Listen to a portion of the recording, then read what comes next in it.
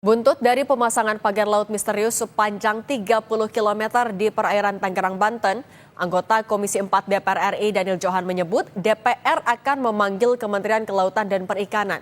Daniel meminta pemerintah mengusut dan memberikan sanksi siapa sebenarnya pihak yang memasang pagar laut tersebut. Kita mengapresiasi bahwa pemerintah presiden dalam hal ini melalui KKP telah melakukan tindakan secepat, tindakan tegas ya, telah melakukan penyegelan.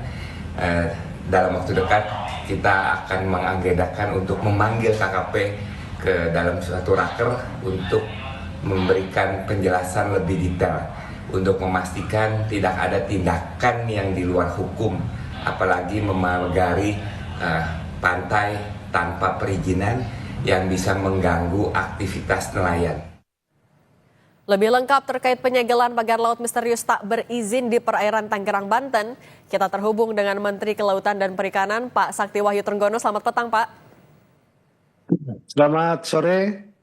Selamat sore, Pak Sakti. Jadi kalau dari temuan KKP, pagar laut itu ada izinnya atau enggak, Pak? Tidak ada. Jadi begini ya, setelah ini menjadi rame-rame begitu, tentu kami menurunkan Direktur Jenderal Pengawasan Sumber Daya Kelautan untuk melihat apa yang terjadi, apakah ada izin atau siapa yang memasang dan seterusnya begitu ya.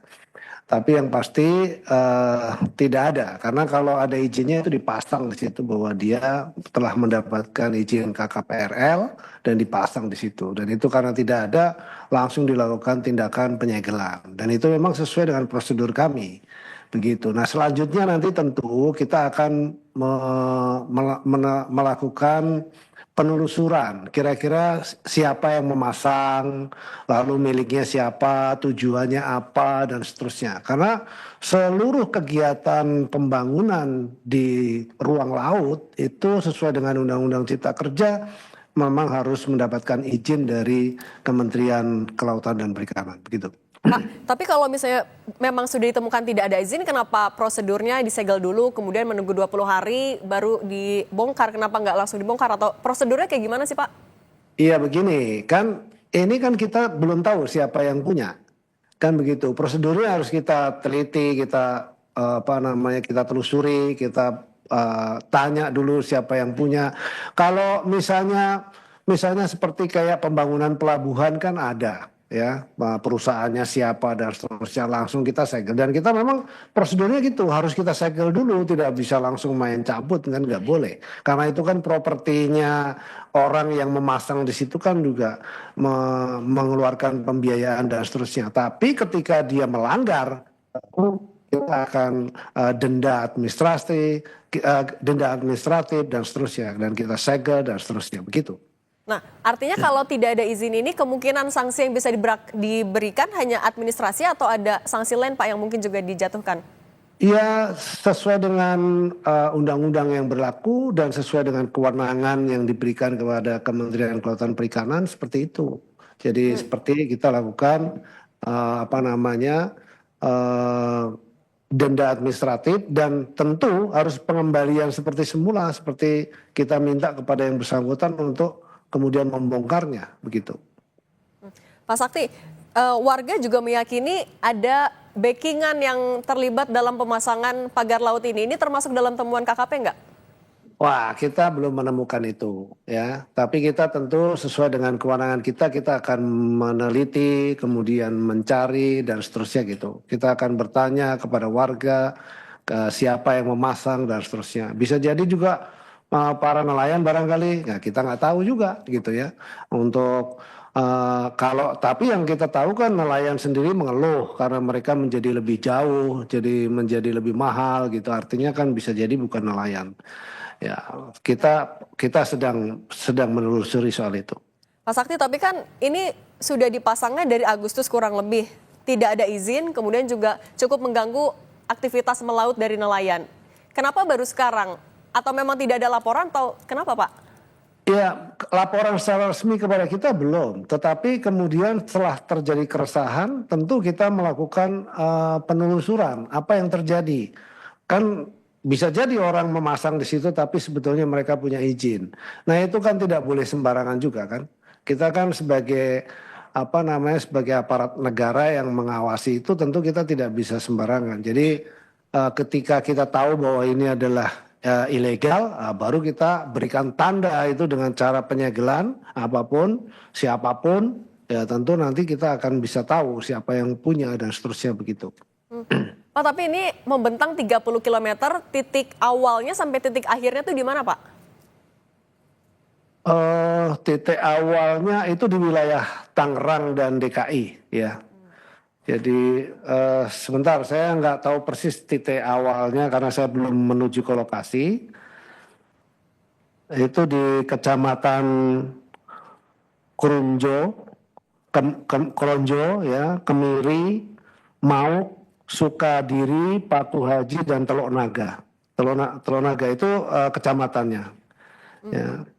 Itu ada 6 kecamatan kurang lebih, dan kemudian nelayan yang terdampak itu ada 3.800-an, 3.888, dan kemudian ada penangkar, ada juga itu penangkar kerang ya, ada sekitar 500-an. Begitu. Pak, ini tapi lokasinya dekat sama PSN PIK. Saya tidak tidak dapat data yang tepat apakah itu berdekatan atau kemudian di dalam PSN-nya gitu ya. Kita sedang melakukan pendalaman. Artinya dugaan ini juga terkait dengan reklamasi, itu sudah ditemukan juga? Belum, kita sedang melakukan pendalaman. Jadi baru kemarin saya perintahkan kepada Dirjen Pengawasan Sumber Daya Kelautan, dan tentu butuh beberapa waktu ya untuk kemudian kita bisa mendalami, karena kan tidak ada nama perusahaan, tidak ada orang yang menjaga dan seterusnya. Tentu kita melakukan pendalaman. Setelah itu nanti kita bisa saja untuk kita sampaikan kepada publik bahwa milik seseorang dan seterusnya, dan kemudian kita bisa panggil dan seterusnya, lalu kita lakukan tindakan-tindakan yang semestinya. Pak Sakti, tapi biasanya kalau orang menanamkan pagar laut apalagi sampai 30 km, biasanya itu untuk apa, Pak?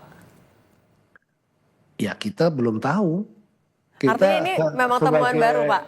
Iya, kita belum tahu ya. Jadi saya bisa sampaikan bahwa seluruh kegiatan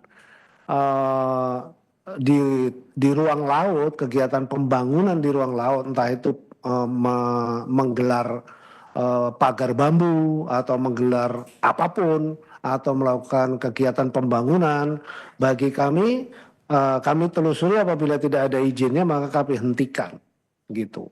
Dan itu sudah kita buktikan kemarin, publik juga sudah tahu, media sudah tahu, kita hentikan di situ. Lalu tahapan berikutnya tentu kita lakukan pendalaman, siapa yang melakukan ini dan seterusnya sampai kemudian kita bisa tahu. Setelah kita tahu, kita akan sampaikan juga kepada publik, dan kemudian kita lakukan tindakan sesuai dengan koridor hukum yang kami miliki. Begitu. Pak, untuk mendalami siapa yang memasang pagar laut itu, motifnya juga apa? Di tahapan penyelidikan KKP sudah memeriksa siapa saja, Pak? Kita sedang menyebar, jadi saya belum dapat laporan dari Direktur Jenderal PSDKP, tapi saya sudah minta ke Dirjen untuk melakukan itu, dan Dirjen punya prosedur-prosedur dan punya awak-awak untuk kemudian juga melakukan pendalaman-pendalaman itu. Siapa yang dipanggil, siapa yang diperiksa, dan seterusnya. Saya belum dapat. Beri kami waktu untuk itu. Rencananya Komisi 4 DPR RI juga kan akan memanggil Kementerian Pak Sakti. Itu sudah ada informasinya, Pak? Sudah koordinasi akan apa saja yang disampaikan ke DPR?